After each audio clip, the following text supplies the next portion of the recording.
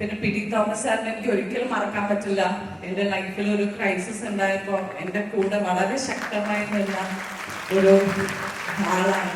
പറഞ്ഞ എനിക്ക് പ്രത്യേകിച്ച് വ്യത്യാസങ്ങളൊന്നും വന്നിട്ടില്ല. ഇപ്പോൾ എനിക്ക് പ്രസംഗിക്കാൻ അറിയില്ല, പക്ഷെ വേറെ വഴിയില്ലാത്തത് ഞാൻ സംസാരിക്കാൻ വന്നാണ്. എനിക്കിങ്ങനെ വന്ന് പങ്കെടുത്ത് പോകുന്നതിലാണ് സന്തോഷം. കറക്റ്റായിട്ട് എന്താ പറയണ്ടതെന്ന് അറിയില്ല.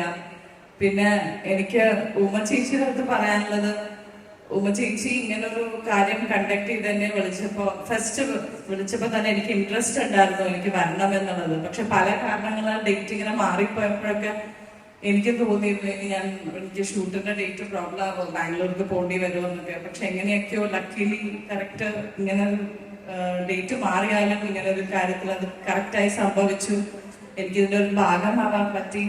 പിന്നെ പി.ടി. തോമസ് സാറിനെ എനിക്ക് ഒരിക്കലും മറക്കാൻ പറ്റില്ല. എൻ്റെ ലൈഫിൽ ഒരു ക്രൈസിസ് ഉണ്ടായപ്പോൾ എൻ്റെ കൂടെ വളരെ ശക്തമായി നിന്ന ഒരു ആളാണ്. എനിക്ക് തോന്നുന്നു നമ്മുടെ ജീവിതത്തിൽ നമ്മളങ്ങനെ ഒരുപാട് പേരെ നമുക്ക് കണ്ടുമുട്ടാൻ പറ്റില്ല. അവര് വളരെ അൺകണ്ടീഷണലായി മറ്റൊരാളുടെ പ്രശ്നത്തിന് കൂടെ നിൽക്കുക എന്ന് പറയുന്നതിന് ഒരു വലിയ മനസ്സാണ്. അതിനെനിക്ക് പി.ടി. തോമസ് സാറിനെ എനിക്കും എൻ്റെ ഫാമിലിക്ക് ഒരിക്കലും മറക്കാൻ പറ്റില്ല. അതുകൊണ്ട് തന്നെ പി.ടി. തോമസ് സാറിന്റെ വൈഫ് ചേച്ചി വിളിക്കാന്ന് പറയുമ്പോൾ എനിക്ക് സാറ് വിളിക്കുന്ന പോലെ തന്നെയാണ്. സോ തീർച്ചയായും എനിക്ക് ഇവിടെ വരണം എന്നുള്ളത് എൻ്റെ മനസ്സിൽ എനിക്ക് ഒരുപാട് ആഗ്രഹമുള്ള ഒരു കാര്യമായിരുന്നു. പിന്നെ ഹൈബീനെ പറ്റി പറയാനുള്ളത്, ഞങ്ങൾ ഒരുപാട് ഫംഗ്ഷൻ ഇതുപോലെ വിളിച്ചിട്ട് എനിക്ക് പലപ്പോഴും ഷൂട്ട് കാരണം വരാൻ പറ്റിയിട്ടില്ല.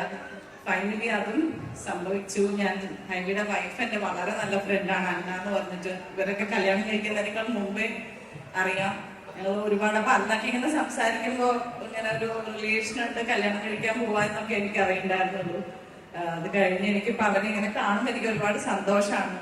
വളരെ ഒരു ഹാപ്പനിങ് കപ്പിളാണ്. സോ ഹൈബിക്കും അന്നയും ഇപ്പോഴും ക്ലോസ് ടു മൈ ഹാർട്ടാണ്. പിന്നെ ആശാ വർക്കേഴ്സിനെ പറ്റി പറയാനുള്ളത്, നിങ്ങളെല്ലാവരും ഒന്നും തിരിച്ച് ആഗ്രഹിക്കാതെ വളരെ സെൽഫ്ലെസ് ആയി നമ്മുടെ നാടിന് വേണ്ടി, നമ്മുടെ സൊസൈറ്റിക്ക് വേണ്ടി ജോലി ചെയ്യുന്നവരാണ്. നിങ്ങളൊക്കെ ശരിക്കും ഏഞ്ചൽസ് വിത്തൗട്ട് വിങ്സ് എന്ന് പറയാം.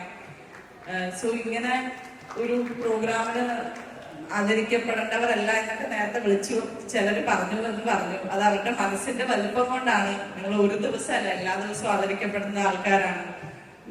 നമുക്ക് വേണ്ടി വർക്ക് ചെയ്യുന്ന ആൾക്കാരാണ്. സോ അങ്ങനെ ഒരു നല്ല ഒരു പ്രോഗ്രാമിന്റെ ഭാഗമാകാൻ സാധിച്ചതിൽ എനിക്ക് ഒരുപാട് സന്തോഷം. അതിന്റെ ഒരു ഭാഗമാക്കിയ ഒരു ചേച്ചിക്ക് എന്റെ special thanks. Thank you so much. God bless you all. Thank you.